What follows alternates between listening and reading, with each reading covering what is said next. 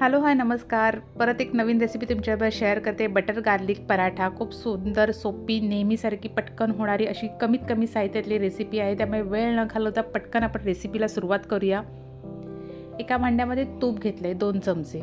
Measurement सगळे डिस्क्रिप्शनमध्ये आहे, तुम्ही करताना तिथे चेक करू शकता. त्याच्यामध्ये ना 10 ते 12 चांगल्या लसणीच्या मोठ्या पाकळ्या घेतलेल्या आहेत. ते तूप गरम झाल्यावरती ना त्याच्यावरती छानपैकी ना असे त्या ब्राउनिश होईपर्यंत, म्हणजे थोडंसं असं ब्राऊन कलर येईपर्यंत तुपामध्ये फ्राय करून घ्यायचे आहेत. आता ते बघा कलर लसणीचा आपला बदललेला आहे. आता ती लसूण आपण काढून घेऊया एका भांड्यामध्ये.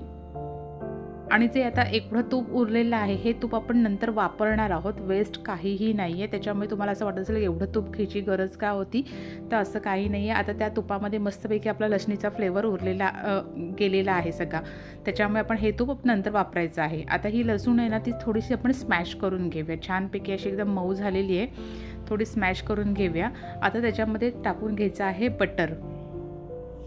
आता जर तुम्ही अनसॉल्टेड बटर, म्हणजे त्या बटरमध्ये कधी कधी मीठ असतं, तर मीठ असलेलं बटर वापरणार असेल तर मिठाचं प्रमाण पुढचं कमी करा.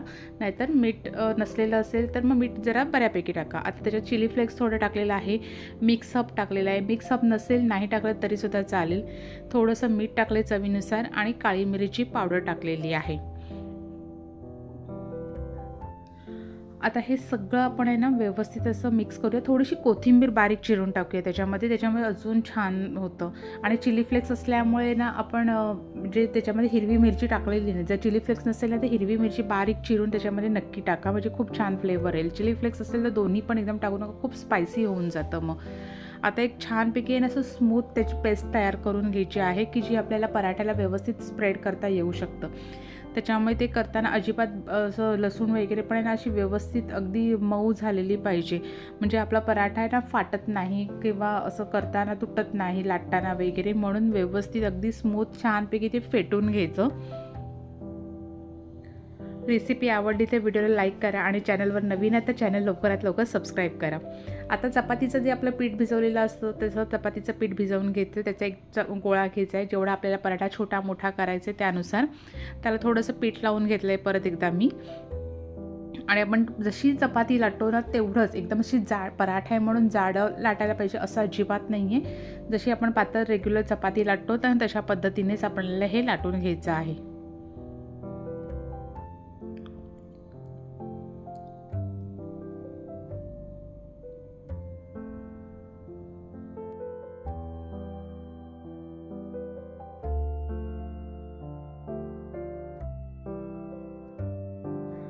चपाती आपली लाटून झालेली आहे. आता जो आपण बटर गार्लिकचं जी पेस्ट तयार केलेली होती ती छानपैकी अशी व्यवस्थित एकदम पातळ लेअर असा त्याच्यावरती लावून घ्यायचा आहे सगळीकडे. हा अगदी फक्त मध्येच वगैरे नाही, अगदी शेवटच्या टोकापर्यंत छान असा व्यवस्थित असा तो स्प्रेड करून घ्यायचा आहे, की जेणेकरून खाताना आपल्याला सगळीकडे मस्तपैकी बटर गार्लिक आपलं हे टेस्टमध्ये आलं पाहिजे. नाहीतर कसं होतं की पराठा करताना मग मध्ये स्टफिंग असतं, बाजूला नुसतं सगळी चपाती लागते, तसं आपल्याला असता कामा नये. त्याच्यामुळे आपण ते व्यवस्थित असं लाटून स्प्रेड करून घ्यायचं आहे.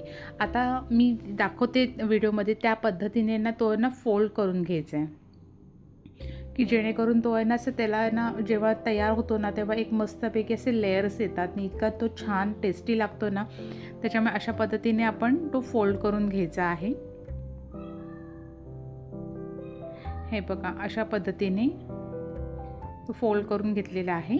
आता आपण तो परत एकदा असं आपण जशी आपली जिलेबी किंवा चकली असते तशा पद्धतीने परत एकदा त्याचं असं फोल्ड करून घेऊया. आणि शेवटचं जे टोक आहे ते असं आहे ना मध्ये आपण प्रेस करून घ्यावे, की जेणेकरून तो सुटणार नाही.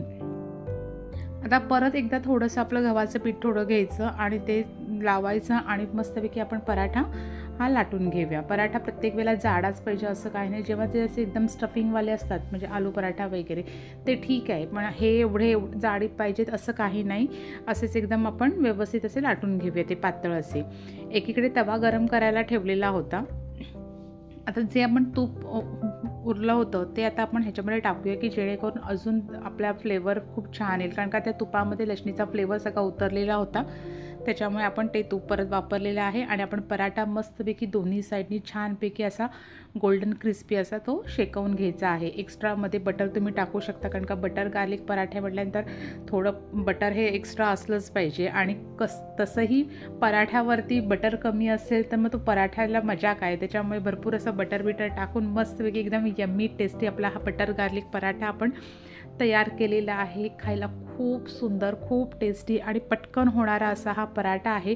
व्हिडिओ आवडला तर व्हिडिओला लाईक करा, तुमच्या आवडत्या व्यक्तींना शेअर करा. रेसिपी कशी वाटली मला नक्की कमेंट्स करून सांगा आणि बटर गार्लिक पराठा एन्जॉय करा.